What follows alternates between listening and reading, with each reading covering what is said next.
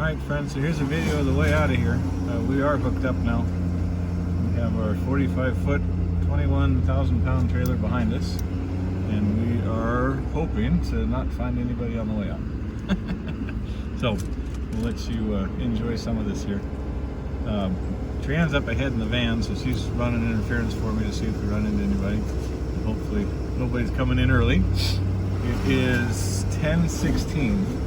They want you out of here by noon, so I think we're ahead by a couple hours. We just hope we don't find any early birds coming out. I'm gonna pull the windows up. So again, one more incredible look at this area. My gosh, this place has just been amazing to look at. These mountains. Last night, our last night here, I sat outside, relaxed, and had a cigar and a little glass of something special after a busy week. And I watched paragliders up over these mountains that were bouncing around. And it was unbelievable. I watched one guy playing in the currents up in this stuff for 15-20 minutes, just coming all the way down, all the way up, all the way down, just using the drafting current to do that. So that was sure a treat last night. This is, today we're headed from here to San Benito. We'll get some more of that later for you guys too, but for now, just the road out. Behind me, if you're watching these roads, there's setting up the corners as best I can, try not to hang myself too far out the edge. But as long as I'm doing that, I've got plenty of room to get this trailer, again a 45-foot fifth wheel, through this road. So I don't think, people talk about this being a pretty scary road, and I don't think they're wrong. If this isn't something you're used to, if you haven't been around narrow roads like this, or if you're new to driving the trailer, that's certainly going to add to that. And even if you're not new, it's certainly something to pay attention to. It's a technical drive.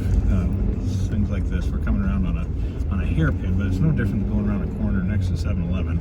You just got to set that corner up. So I'm looking behind me, and I've got about 2 feet to the corner from my tires, so everything followed just the way it should. These parts up here, I'm really thankful to have Trianne in front of me, just because I don't have to worry too much about it. She'll call back on the radio if we find somebody.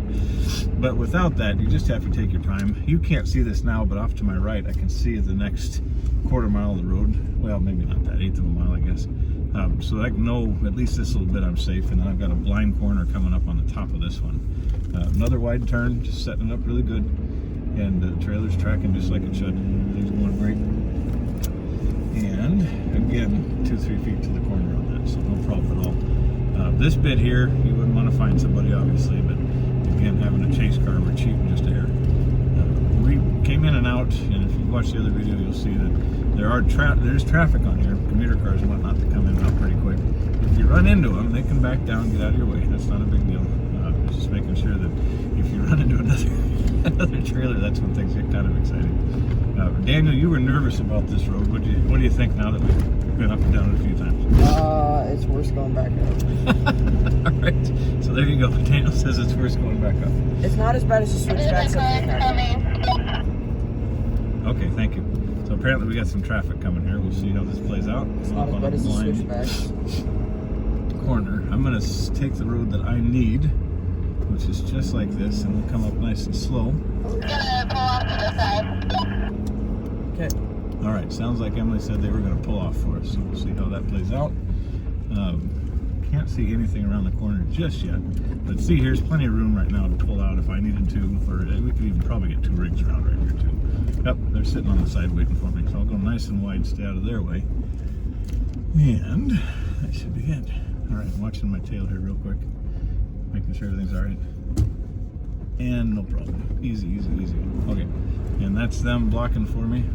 Obviously the benefit of having somebody up front. Now, if that hadn't been the case, if Trianne and Emily hadn't been up there, and you can see them up in the distance there, right? So they're up on this next section of road. We know it's clear then all the way down there to the main Paradise Road. But if they hadn't been up there, then all that would have happened was we would have met, hopefully at a reasonable speed, and he either would have backed down or I could have gone around to the side, and we probably would have made it work anyway. Having that front car obviously makes things a lot easier for us. So I have a car behind me too, who obviously is just stuck where they are. There's not much we can do about that. This bit right here is the tightest turn on this road. I'm just going to set this up really good. I'm clearing the last one we went around, and I'm okay now. So So I'm gonna go nice and wide, and we should be just fine. Camera can't see it, but I'm dragging the front toe just over the edge of the concrete. And again, I've got 2 feet in my mirror back there, so everything's fine with this. So anything under 45, no problems at all. Just take your time. Make sure that you're coming up here nice and easy.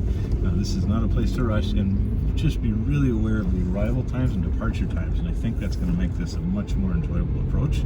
And then once you get in there, you guys, it's just incredible. Horseback riding. We woke up this morning to turkeys, which was actually kind of fortuitous because we forgot to set our alarm, and so we all had different dreams about turkeys, and then woke up to realize that we had 3 bull turkeys sitting right outside of the window talking to us, and it was hilarious. So walked outside in my bathrobe, Cousin Eddie style, and took some video of the turkey working around. So we'll post some of that later too, show you some of the excitement up here at the Rancho Oso. But yeah, if you get up here, this is just, it's an amazing place. They've got meal service. They do an incredible brisket and chicken dinner on Saturday, and usually Friday night too. They have a homemade chili the chef makes as well. They do breakfast on the weekends. They've got activities, and this is off season, right? We're in the middle of winter, and they still got activities going all the time. Candy bar bingo, 1 heated pool, 1 pool that's not heated. I can guarantee I'll tell you which one you need to be in this time of year. But a great property, and someplace that I think everybody should go and visit. Again, this video is just to show you what the road looks like. I know this is kind of the horror story that people talk about. I will say one more thing. When we came in here, we came up through Solvang. Hang on, I'll get out of the way. You're good. When we came up through Solvang, we were able to take a lot easier, more gradual approach than when we'd come up through Santa Barbara. That's a much more aggressive drive. So if certainly worth your time to take the time to go down to Solvang and make that long run. If you're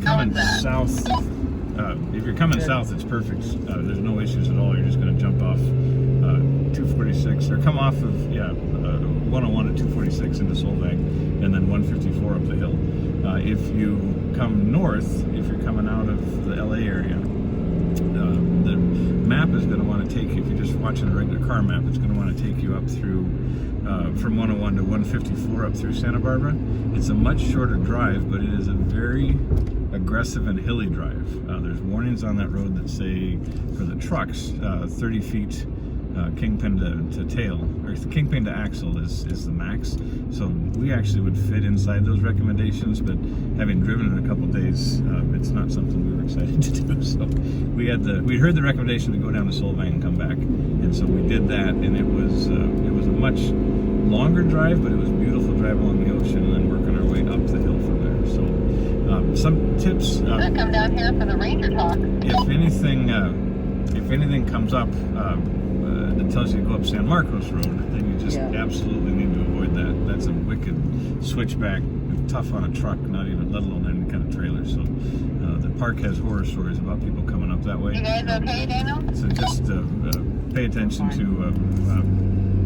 to what's going on, and just listen to the guidance of people around you. Ask lots of questions. I guess that's the whole thing. So, all right. Well, this road here is Paradise. This goes out to 154, which is the connector between 246 and 101. Side note, just for interest, when you see a 3-digit state road like that or federal road like that, it means either a spur road or a bypass. If it starts with an odd number like 154, it's not going to come back to the main road. So 101 to 154 is not going to reconnect, so it becomes a spur off to a different place. So anyway, fun facts about road stuff. Enjoy the day. Come visit Rancho Oso. Come see Solvang. Come see Santa Barbara. It's an incredible property, and that's it. Talk to you soon.